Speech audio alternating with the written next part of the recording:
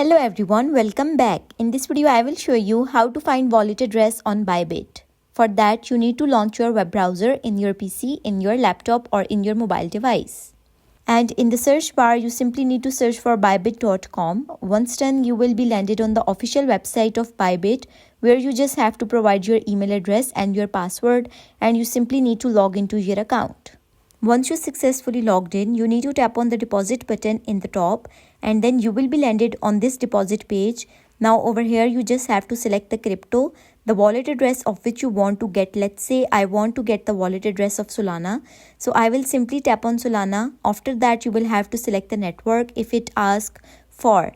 And then you are going to see a QR code as well as your deposit address. So that deposit address is your wallet address, which you can use to deposit cryptos in your Bybit account. So the video was helpful, then don't forget to like the video and subscribe to the channel.